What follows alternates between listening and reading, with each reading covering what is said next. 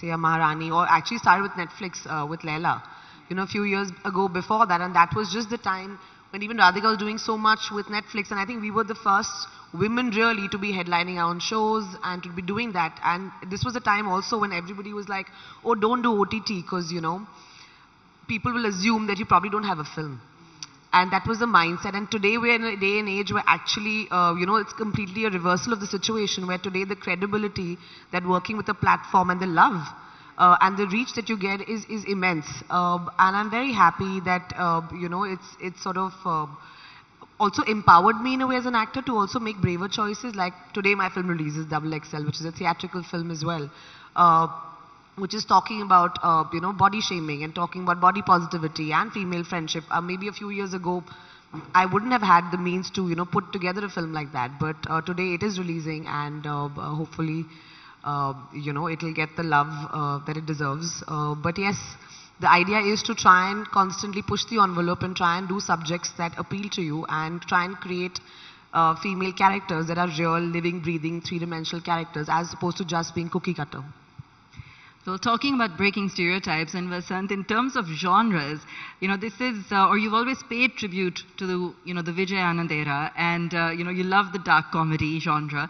Does OTT allow you to experiment a lot more? What more would you like to see when it comes to the digital medium and the kind of work that you experiment with?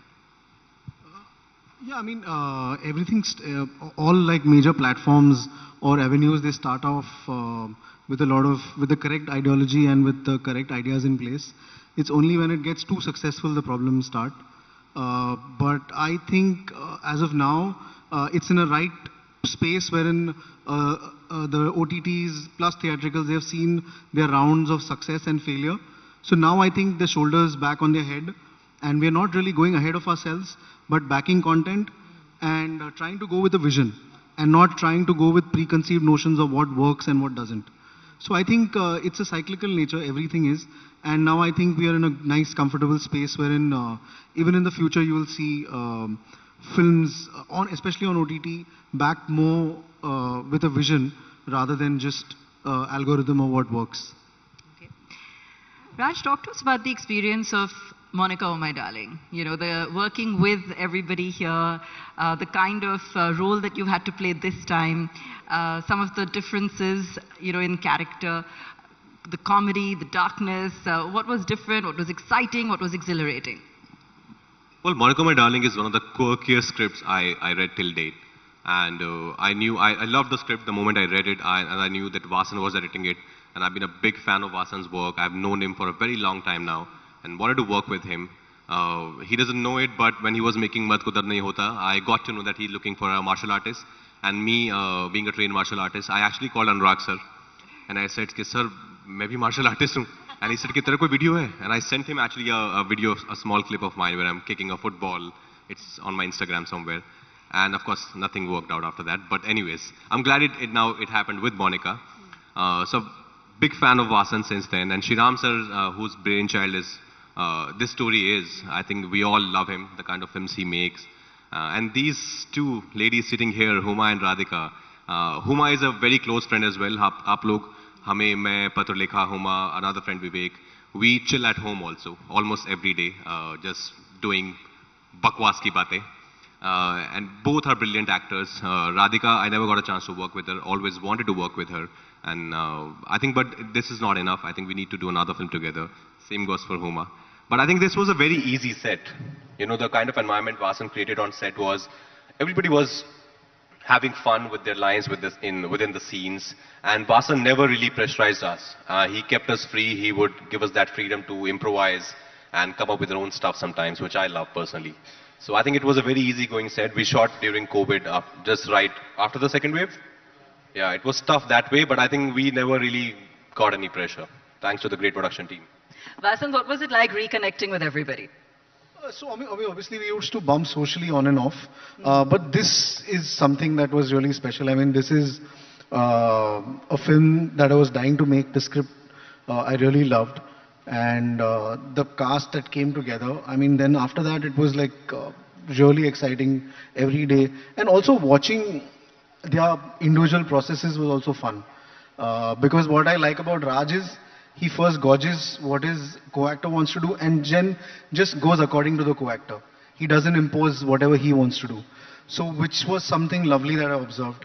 And I think everyone gets affected by each other's performance, which means that one is not really in one's own bubble, but actually there at that moment wanting to experience characters. So I think all these things I could feel on set. Whenever they were acting, they were taking off each other's energies. There was a lot of respect. And it's a joy to watch, yeah. When those kind of energies happen. So, Huma, you're playing a femme fatale in Monica, My Darling, which is not quite a vamp, right? Tell us a little bit more about this character. I mean, I have to first thank Vasan, for casting me as Monica, because I probably am not the conventional choice for a character like Monica, the femme fatale, the hot chick that everyone kind of is after. So, and I feel like he's sort of, so if I get any appreciation for this character or whatever, I think, it's a character I think we've created together, because it's also the maker has to first see it, and then as an actor you also contribute and you create like that character. It's fun. I mean, the only thing that was important for me is that, whenever you see a very ambitious woman or a very hot woman, one comes with a lot of preconceived notions about her morality or who she is and all of that. There's a lot of judgment that comes along with it.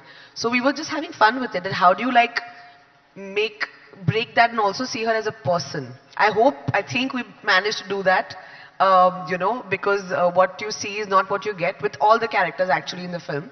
And the same is true for Monica as well. I think it's definitely one of my most favorite performances that I had, also such amazing actors to play with. I mean, although Radhika and I, we've done 2 films now, but we've never really had a scene together.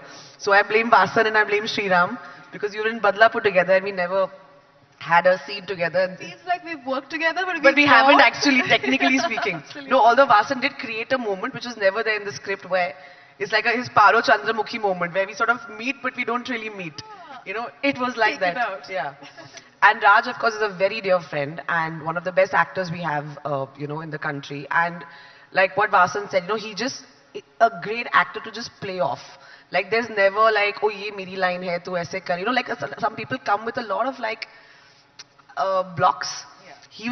It was just easy. And we had some really like beautiful scenes together that I'm very, very proud of. And I've said that to him. So thank you, Raj. Spoiler alert, but I'll say it. There's a scene, please go and check whenever the film comes out on 11th November. There's a scene between me and Huma, which is actually a physical fight scene. You have to watch out for that. It's okay, spoiler alert, but yeah. It's one of the best scenes ever, I think. Too much fun we had. No, and don't go by the trailer. There's actually a lot of surprises in this film from get-go. And Radhika, you have a lot of fun toying with his character in the film. And it's based on a Punekar. I think you're from Pune. Is this based on anyone in real life? No. There's a personality inside Vasan, maybe based on that little person inside him. But no. No, it's such a fun character. Someone who absolutely adores authority, so could be based on a lot of people. And that's breaking stereotypes in itself, isn't it? And I think you say that in the film. Yeah, absolutely. It's, as Huma was saying earlier, I think he makes, he's even my casting, I was so surprised that he approached me for that part, and it's so nice for actors in general to be challenged like that and put in uncomfortable situations and say that, okay, you've never done this, now do that. So I'm very grateful. Vasan, what's with the robots in the film? Should I say it's about time the robots reach Bollywood, or, where did they come from? So our film is an adaptation of a Japanese novel, and the robots were there in the Japanese novel, and being Japanese, anything can be there. So. All right, cool. We won't give away too much, but you'll see that as well when you do watch it. Talk to us a little bit about what your favorite moments were in the film. A favorite moment, the most difficult to film, or the funniest, or anything that you can share with us behind the scenes. I think we went with the flow. What happens in movies is you write the script, but then you shoot for logistics. Unfortunately, not every director or every filmmaker has the bandwidth to shoot chronologically. we kind of took the bull by the horns and kind of shot all the really heightened emotion scenes very early on, which I was really jittery about. But now looking back, I think glad it worked out, and probably, it probably worked out for the best. So you never know. Cinema is a very unpredictable medium. There's no ideal way to shoot a film. There'll be certain logistics that will be given to you, and you'll have to wrap the film around it.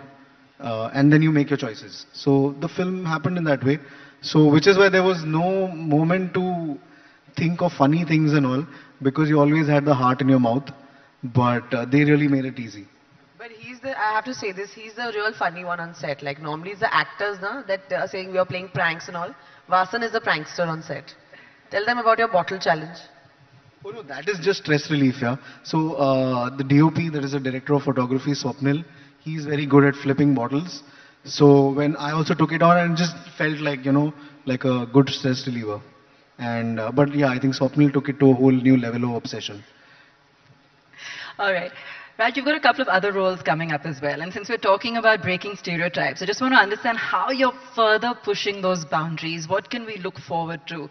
I think you've got Bheer with Anubhav Sinha coming up, and Mr. and Mrs. Mahi with Dharma as well. What are you looking forward to? Because you're now you have been at the top of your game for a while. You've been surprising and delighting the audiences with almost every piece of work. What's next?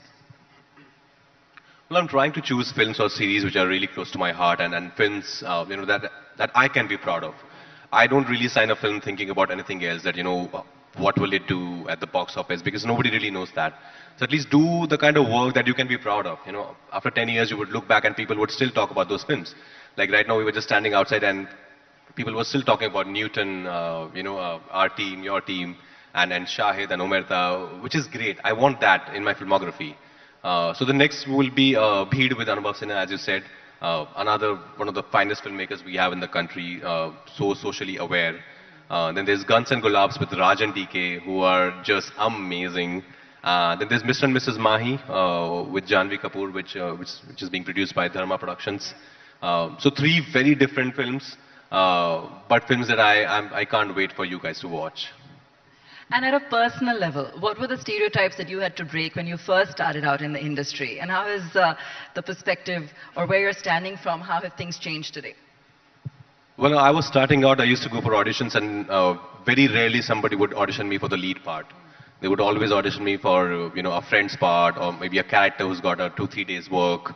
And but I think Diwakar saw something, and actually I really had to push for that audition as well, but I'm glad I did, because that became my first film, and things changed after that. But I was aware, when I came to the city, I'm still not the most good-looking guy in the room, or not the tallest guy in the room, not the best build muscles, but I'm the most hard-working guy. I'm the hardest worker in the room. That is something which nobody can take away from me. And my love for my work is enough for me to keep going. I think that is something which has kept me going. A lot of people ask me that now, take it easy. It's fine. People know that you're a good actor. Now think about anything else. I said, no, it's not for people. It's for me. It was always for me. It will always be for me. I can't just take it lightly. I really have to give it all, because I love what I do. And all of us, I think we really love what we do. No, and that comes through. And Huma, you were talking earlier about the kind of response you now see on digital, with the power of OTT. And in fact, Abhishek was echoing that earlier on today as well. Tell us about the kind of response you had for some of these very career-defining roles, whether it's Leela, whether it's what you're doing now, whether it's Double XL. Are you seeing the change? In terms of breaking the mold, in terms of people now adapting to the unconventional and seeing it as the new norm. I think people are always ready for new content. I think, and what OTT has managed to even do further is make it more apparent. See, there's a certain conventional theatrical wisdom that, we don't know who created it, but, oh, this doesn't work, that works. This is the kind of format of storytelling that people want to watch. But that's not necessarily true. Or these are the kind of stories that need to be seen or heard. Or this is what a hero should look like. Or this is what a heroine should look like. And this is not necessarily true. I think if you give people engaging content, they will try, and make time and pay money to watch it. And I feel definitely there's a huge sort of acceptability about that. You know, whether it's been subjects like Raj has done a film called Badhai Do, you know, which is about homosexuality, which was really widely well received, or just the kind of response I'm seeing from people in general, even with the double XL, you know, trailer coming out.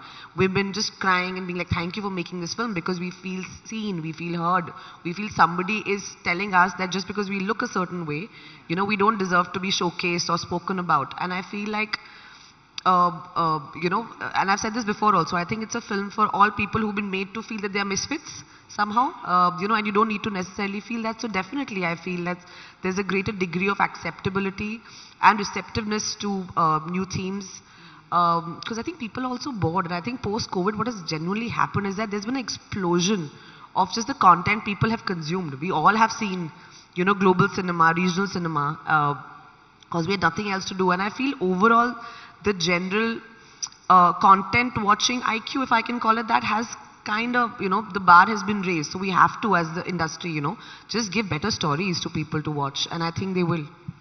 Are you getting comparisons to Helen post the release of this song? Comparisons to Helen and the original? For the song, no, not at all. I think पाप है ये पाप नहीं करना चाहिए हमको कभी भी classics को touch मत करो. And I think Helen ma'am is too special. So I think we had this conversation also when we were prepping for the song. एक तो ये जो मेरे डायरेक्टर हैं ये और विजय गांगुली मुझे एक दिन ऑफिस बुला के they are showing me like a video of all Helen ma'am and Parveen Babi's like footage cut to the song, saying ऐसा सा कुछ shoot करेंगे. So I have died saying how do you think I or anybody can match up to what they have you know done. But I think the song is nice. It's turned out really well and we had too much fun shooting it. But I don't think you should touch a classic. But what we have done is try to create a original number which still has that retro feel and vibe. So kind of like a throwback and an ode to that era, which all of us really love. I think what Vasan set out to make is this very noir film set in, you know, India. And I feel we managed to succeed in doing that. Radhika, in terms of, you know, having now, you know, worked with some of the other platforms, you know, share with us what you feel are the kind of opportunities one does get with Netflix in the kind of variation of roles, you know, the fact that you're able to perhaps experience a whole host of different, you know, kinds of characters. You know, what has that experience been like for you, especially now that you're doing this after a while? I think what OTT platforms have brought is that there are two things. I think one is that the world has come closer in the sense that you can view content from across the world. So you're compared directly to that. So your standards need to really meet each other's. That's one, I think. And secondly, every project, whether it's a series or film, gets equal opportunity on a platform, OTT platform. In theaters, you don't have equal opportunity. A bigger producer will book more shows and more, you know, and so numbers also matter. Here, you don't have to pay extra ticket to switch to another film or another series. So content started mattering more. And so I think because content mattered, then performances also mattered, writing mattered, everything mattered. And I think that's why, there is more content in general. There's more employment generated. So that's why a lot of people finally have work. And people who are so good and haven't been able to fetch as much work because of the numbers and the mathematics of the business are now getting the opportunities. So let's wait another 4 years and see where we are at. And you also have a vantage point in terms of what's happening globally, you know, in terms of the way OTT has allowed some of the content from here to be at par. And again, Abhishek on an earlier panel today was also talking about how very often some of our releases here are part of the global top 10. Do you feel even in terms of the topics that we're choosing, we are now a lot more international, we are covering more ground, we are bringing to the world some of these very genuine stories and issues? I think we are expanding, right? In the sense that the more content, the more people need to come and make films and series. And then so the more, I hate the word outsiders, but I'm going to use it because the more people come from different backgrounds and diverse backgrounds, they will tell their stories. When people from every different, whatever, background, history, they tell their own genuine stories. They are universal. The more honest you are, the more universal you are. So I think that's also why. Okay, Vasan, what's the one Bollywood stereotype you absolutely detest? I mean, stereotyping is obviously. I mean, we were tone deaf for a very long time. So I think we are now waking up and trying to understand other point of views. Earlier, I think we were pretty lazy and also had the privilege of ignoring any other point of view, but whatever was working. So we could categorize people. We could just in broad strokes. I think now the conversations have opened up. So there is no one Bollywood stereotype as such, because some over the period of types could be loving as well, like use of songs and all. I don't really detest them, but I think talking about people, talking about race, talking about caste, talking about class, I think, and gender, I think those things, those are the stereotypes that probably need an awakening, and probably now there is a lot more aware conversation that is happening. So slow and steady, nothing should be, even this change shouldn't be arm twisted. Otherwise, then everything becomes the same. So. Fair enough.